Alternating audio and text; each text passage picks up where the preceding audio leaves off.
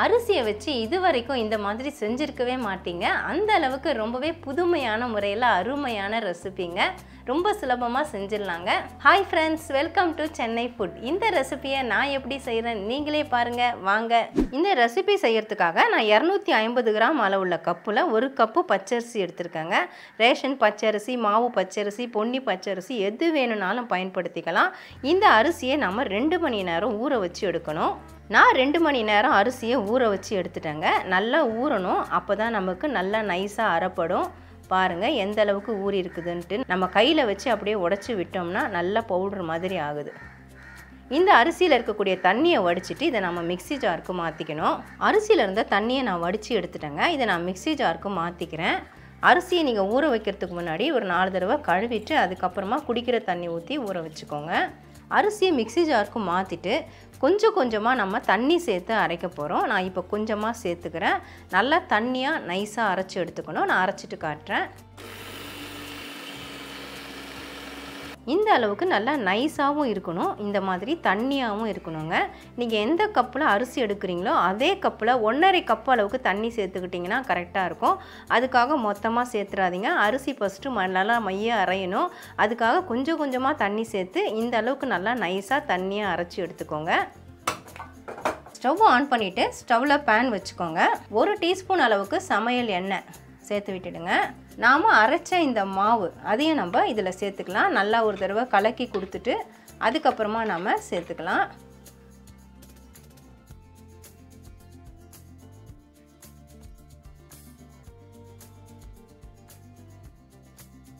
கூடவே 1/4 டீஸ்பூன் அளவுக்கு சால்ட் சேர்த்துக்கோங்க. சேர்த்துட்டு மீடியம் ஃப்ளேமில் வச்சுட்டு அப்படியே கலந்து கொடுங்க. உடனே இறுக ஆரம்பிச்சிடும். மாவு சேர்த்து விட்டு ஒரு 2 நிமிஷம் தாங்க ஆச்சு. பாருங்கள் எல்லா மாவும் இப்போ நல்லா ஒன்று சேர்ந்து வருது. நல்லா ஆனால் கலந்து விட்டுக்கிட்டே இருக்கணும், அப்போ தான் மாவு நல்லா வெந்து கிடைக்கும். இன்னும் கொஞ்சம் அப்படியே திரண்டு வந்த உடனே நம்ம ஸ்டவ் ஆஃப் பண்ணிக்கலாம். இன்னும் ஒரு ஃபியூ செகண்ட்ஸ் தான் ஆகும். இப்போ பாருங்கள் மாவு நல்லா ஒன்று சேர்ந்து அப்படியே திரண்டு வந்திருக்கு. உங்களுக்கு மாவு வெந்துருச்சா இல்லையா தெரியணும்னா தண்ணி இது மாதிரி கிண்ணத்தில் எடுத்துக்கோங்க. கையை அப்படியே ஈரம் பண்ணிவிட்டு நம்ம மாவில் தொட்டு பார்க்கணும். இப்படி தொட்டு பார்த்தோம்னா கைகளில் ஒட்டக்கூடாது. ஒட்டாமல் இருந்தால் மாவு நல்லா வெந்துருச்சுன்னு அர்த்தம். இப்போ மாவு நல்லாவே வெந்துருச்சுங்க. இந்த கரண்டியை நாம் வெளியே எடுத்துட்டு மூடி போட்டு விட்டுடலாம். கை பொறுக்கிற சூடு வரணும். ஒரு 5 நிமிஷம் அப்படியே இருக்கட்டும். ஒரு பேன் எடுத்துக்கோங்க. நான் இன்னும் ஸ்டவ் ஆன் பண்ணலை. நம்ம எந்த கப்பில் அரிசி எடுத்தோமோ அதே கப்பில் 1/2 கப்பு வெல்லம் பொடிச்சு எடுத்துக்கோங்க. நான் இதில் சேர்த்துக்கிறேன். வெல்லம் கரையிறதுக்காக கொஞ்சமாக தண்ணி, அதாவது ஒரு 2 டேபிள் ஸ்பூன் அளவுக்கு சேர்த்துக்கோங்க. இப்போ நம்ம ஸ்டவ் ஆன் பண்ணிக்கலாம். ஆன் பண்ணிவிட்டு நல்லா வெல்லத்தை கலந்து விடுங்க. நமக்கு பதம்லாம் தேவையில்லை, வெல்லம்லாம் கரைஞ்சி நல்லா கொதிச்சா போதும். வெல்லம் நல்லா கரைஞ்சி கொதிக்க ஆரம்பிச்சிடுச்சுங்க. இப்போ ஸ்டவ் ஆஃப் பண்ணிவிட்டு இந்த பாத்திரத்தை இறக்கி கீழே வச்சிடலாம். ஸ்டவ் ஆன் பண்ணிவிட்டு ஸ்டவ்வில் பேன் வச்சுருக்கேங்க. 1 டீஸ்பூன் அளவுக்கு நெய் சேர்த்து விட்டுக்கோங்க. ஒரு பெரிய தேங்காயிலிருந்து 1/2 மூடி தேங்காய், அதில் இருக்கக்கூடிய கருமை பகுதியெல்லாம் நீக்கிட்டு நல்லா துருவி எடுத்து வச்சுருக்காங்க. பொடிசாக நறுக்கிட்டு துருவிக்கோங்க. இதை நான் இது சேர்த்துக்கிறேன். இந்த நெய்யில் இந்த தேங்காயை நம்ம வறுத்துக்கலாம். ரொம்ப வறுபடணும்னு அவசியம் இல்லை. ஒரு 1 நிமிஷம் போல் வறுத்துக்கோங்க. நெய்யில் வதக்கிட்டு செய்யும்பொழுது டேஸ்ட்டு சூப்பராக இருக்கும். இப்போ பாருங்கள் தேங்காய் ஓரளவுக்கு வறுபட்டுருக்குது. இப்போ நாம் ரெடி பண்ண அந்த வெல்லம் தண்ணி அதை இதில் சேர்த்துக்கலாம். நான் ஏற்கனவே வடிகட்டி வச்சுட்டேன், அதனால் அப்படியே சேர்த்துக்கிறேன்.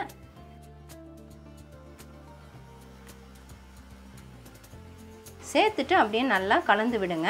சப்போஸ் நீங்கள் எள்ளு சேர்க்கணும்னு நினச்சிங்கன்னா எள்ளு ஒரு அலசிட்டு தேங்காய் சேர்க்குறதுக்கு முன்னாடி ட்ரையாக ஒரு வறுத்துட்டு மிக்சியில் போட்டு 1-2 பொடிச்சிட்டு இந்த சமயத்தில் சேர்த்துக்கலாம். நான் எங்கள் வீட்டில் எள்ளு சேர்க்கலை, வெறும் தேங்காய் மட்டும்தான் சேர்க்குறேன். நல்லா கலந்து விட்டுக்கோங்க. வெல்லம் தண்ணி சேர்த்துட்டு நல்லா கலந்து விட்டுட்டேங்க. பாருங்கள் இறுகி வந்துடுச்சு. இப்போ ஒரு பிஞ்ச் அளவுக்கு சால்ட்டு டேஸ்ட்டுக்காக, கூடவே 1/2 டீஸ்பூன் அளவுக்கு ஏலக்காய் பொடி அதையும் சேர்த்துக்கலாம். சேர்த்துட்டு நல்லா கலந்து விட்டுக்கோங்க. இந்த ஸ்டஃபிங் பார்த்தீங்கன்னா நீங்கள் எள்ளு வச்சும் செய்யலாம், இல்லை வெறும் தேங்காய் வெல்லம் இது மட்டுமே வச்சும் செய்யலாம், இல்லைனா கடலைப்பருப்பு அதை வேக வச்சு தண்ணி வடிச்சிட்டு மிக்சியில் ஒரு சுற்று போட்டுட்டு அதை சேர்த்தும் செய்யலாம், இல்லைனா ட்ரை நட்ஸை கூட சேர்த்து கூட நீங்கள் செய்யலாம். பல விதமாக நம்ம ஸ்டஃபிங் ரெடி பண்ணலாங்க. டேஸ்ட் அருமையாக இருக்கும். இப்போ நல்லா இறுகி வந்துடுச்சு பாருங்கள். ஹை ஃப்ளேமில் வச்சுட்டு நம்ம ஒரு பெரட்டிட்டு ஸ்டவ் ஆஃப் பண்ணிக்கலாம்.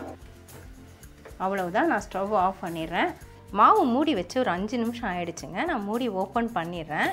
இப்போ பாருங்கள், கை பொறுக்கிற சூடு தான் இருக்குது.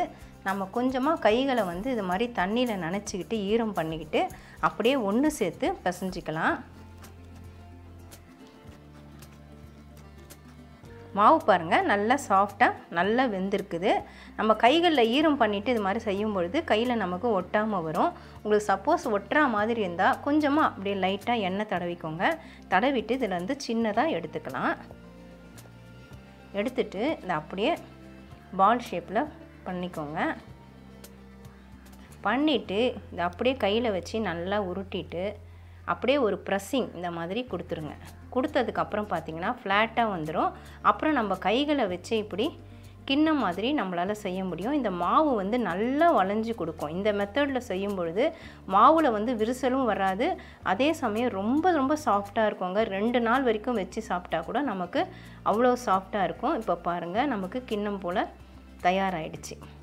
இப்போ இதுக்குள்ளே நம்ம ஸ்டஃபிங் வச்சுக்கலாம். நான் அச்சு இல்லாமல் உங்களுக்கு ஃபஸ்ட்டு கையில் செஞ்சு காமிச்சிருக்கிறேன். எல்லார் வீட்லேயுமே வந்து அச்சு இருக்காது, அதனால் இந்த மாதிரி செஞ்சுட்டு இதை அப்படியே ஒன்று சேர்த்துக்கலாம். ஒன்று சேர்த்துட்டு அப்படியே பால் ஷேப்புக்கு செஞ்சுக்கலாம். பாருங்கள், இது வந்து நான் அச்சு இல்லாமல் செஞ்சு காமிச்சிருக்கேன். இதையே வந்து நம்ம குழிக்கரண்டியை வச்சு எப்படி செய்கிறது நான் ஒரு மெத்தட் உங்களுக்கு செஞ்சு காமிச்சிடுறேன். மறுபடியும் நான் பந்து போல் உருட்டி எடுத்துருக்குறேங்க. உருட்டி எடுத்த உருண்டையை பார்த்தீங்கன்னா இந்த குழிக்கரண்டி இருந்தால் போதும். எல்லார் வீட்லேயும் இருக்கும். லேசாக எண்ணெய் தடவி வச்சுருக்கேன். இதை வச்சு நம்ம அழுத்திக்கலாம். அழுத்திட்டு அதிலிருந்து நீங்கள் அப்படியே வெளியே எடுத்துக்கலாம். பாருங்கள், நல்ல குழியாக நமக்கு கிடச்சிருச்சு. இது உள்ள நம்ம இப்போது ஸ்டஃபிங்கை வச்சுக்கலாம். ஸ்டஃபிங் எவ்வளோ வைக்கணுமோ அது உங்கள் விருப்பம் தாங்க. அதிகமாகவும் வச்சுக்கலாம், குறைவாகவும் வச்சுக்கலாம். நீங்கள் எடுக்கிற மாவை பொறுத்தது, கூட்டி குறைச்சி வச்சுக்கிறது எல்லாமே. இப்போ இதை அப்படியே நம்ம க்ளோஸ் பண்ணிக்கலாம். சுற்றி இருக்கிற மாவை கொண்டு வந்து அப்படியே மூடிக்கோங்க.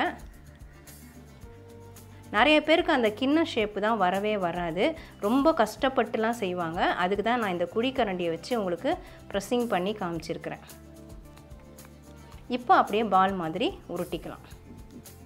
பாருங்கள், எவ்வளோ அழகாக வந்துருச்சு. மறுபடியும் நான் உருட்டி எடுத்துருக்கேங்க. இதை நம்ம வாழை இலையில் வச்சு செய்ய போகிறோம். வாழை இலையை சுத்தமாக கழுவி தொடச்சிட்டு லைட்டாக எண்ணெய் தடவி வச்சுருக்கிறேன். இப்போ இதில் வச்சிடலாம். வச்சுட்டு நம்ம கையிலே ப்ரெஸ் பண்ணலாம். அப்படி உங்களுக்கு கஷ்டமாக இருந்ததுன்னா இந்த மாதிரி கிண்ணம் எடுத்துக்கோங்க. கொஞ்சம் அடி ஃப்ளாட்டாக இருக்கிற கிண்ணம். லேசாக எண்ணெய் தடவிட்டு இப்போ ஒரு ப்ரெஸ்ஸிங் கொடுத்தாலே நமக்கு ஈஸியாக வந்துடும். இப்போ லைட்டாக அப்படி ஓரங்களை ப்ரெஸ் பண்ணி விட்டுக்கோங்க. எங்கெல்லாம் தடிமனாக இருக்கிறோ அந்த இடம்லாம் நல்லா ப்ரெஸ்ஸிங் கொடுத்திங்கன்னா நல்லா மெலீஸாக கிடைக்கும். அவ்வளவுதாங்க, பண்ணியாச்சு. இப்போ இதில் ஸ்டஃபிங் வச்சுக்கலாம். ஒரு பக்கமாக அப்படியே வச்சுக்கோங்க. வச்சுட்டு இந்த வாழை இலையை நம்ம அப்படியே மூடிக்கலாம். பாருங்கள், மூடிட்டு இந்த மாதிரி ப்ரெஸ்ஸிங் கொடுத்துட்டிங்கன்னா அது க்ளோஸ் ஆகிடும். அதுக்கப்புறமா கைகளை வச்சு இந்த மாதிரி அழுத்தி விட்டுக்கலாம்.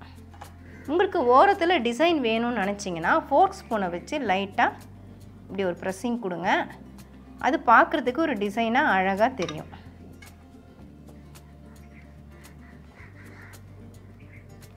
அவ்வளவுதாங்க, சூப்பராக தயாராகிடுச்சு. மறுபடியும் நான் ஒரு உருண்டை உருட்டி எடுத்துருக்குறேங்க. இந்த மோல்டில் தான் வச்சு செய்ய போகிறேன். இதில் வச்சிடலாம். இதை அப்படியே க்ளோஸ் பண்ணி ப்ரெஸ்ஸிங் கொடுத்தா நமக்கு ரவுண்ட் ஷேப் வந்துடும். பாருங்கள், ஆயில் தடவிட்டு தான் நம்ம இதில் வைக்கணும். இப்போ இந்த பக்கம் பார்த்திங்கன்னா இதில் வச்சிடணும். இதை வச்சுட்டு நம்ம ஸ்டஃபிங்கை இதில் வச்சிடலாம். இந்த மாதிரி வச்சுட்டு இதை அப்படியே க்ளோஸ் பண்ணிக்கலாம். பாருங்கள், எவ்வளோ சூப்பராக வந்திருக்குது. டிசைன்லாம் சூப்பராக அழகாக வந்திருக்குது. இந்த எக்ஸ்ட்ரா இருக்கிற மாவை நம்ம மறுபடியும் எடுத்துகிட்டு ப்ரெஸ்ஸிங்க்கு யூஸ் பண்ணிக்கலாம். அச்சு இல்லாமல் நான் இத்தனை உருண்டைகள் செஞ்சுருக்கேங்க. இது எப்படி செய்கிறதுன்னு உங்களுக்கு செஞ்சும் காமிச்சிட்டேன்.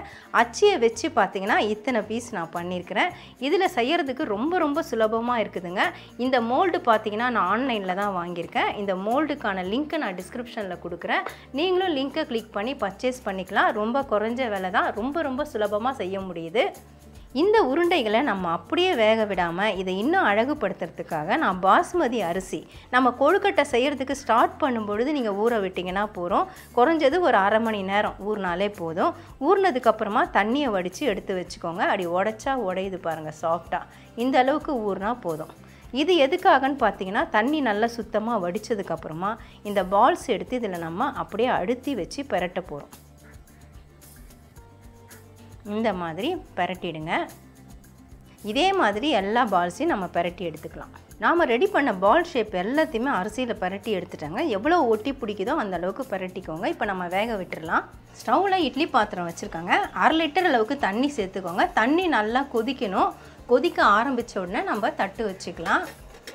நான் ஆல்ரெடி வாழை இலை போட்டு தான் வச்சுருக்கேன். சப்போஸ் வாழை இலை போடலாம், ஈர துணி நனைச்சிட்டு போடுங்க.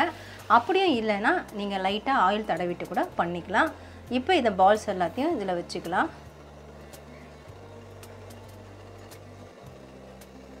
இப்போ இந்த ஷேப்பில் இருக்கிறதையும் நான் எடுத்து இதில் ஒன்று வச்சுக்கிறேன்.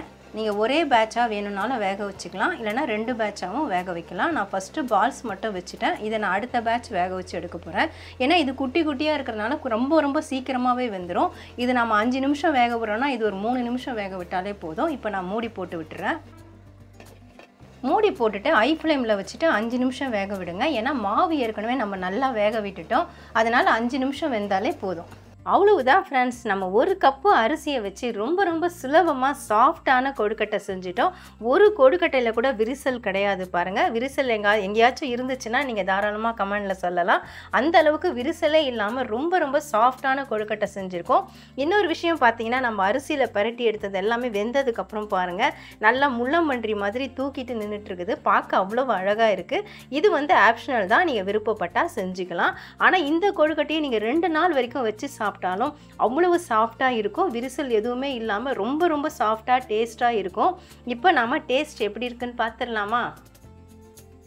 பாருங்க, அப்படியே லைட்டாக தான் பிக்கிறேன்.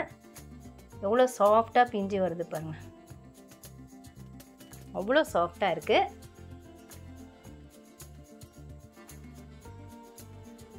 ரொம்ப டேஸ்ட்டாக இருக்குங்க. நம்ம சேர்த்த அந்த தேங்காய்க்கு தகுந்த வெல்லம், ஏலக்காய் பொடி வாசனை எல்லாமே ரொம்ப நல்லா இருக்குது. அந்த மாவு நல்லா வேக விட்டு நம்ம செஞ்சதுனால ரொம்ப சாஃப்டாக இருக்குது. நான் இன்னொரு கொழுக்கட்டையும் உங்களுக்கு கட் பண்ணி காட்டுறேன். ஏன்னா பால் மாதிரி இருக்கிறத நீங்கள் கட் பண்ணி காட்டினேன்னு கண்டிப்பாக கேட்பீங்க. அதையும் நான் கட் பண்ணி காமிச்சிடுறேன்.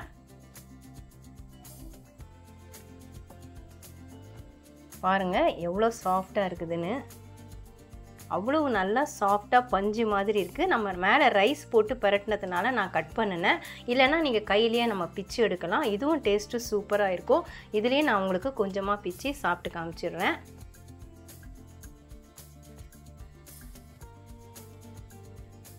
நம்ம பாஸ்மதி அரிசியை ஊற வச்சு தான் போட்டு பரட்டி விட்டோம். தண்ணியை வடிச்சிட்டு நம்ம பரட்டியிருந்தோம். அந்த அரிசி நல்லா வெந்திருக்குதுங்க.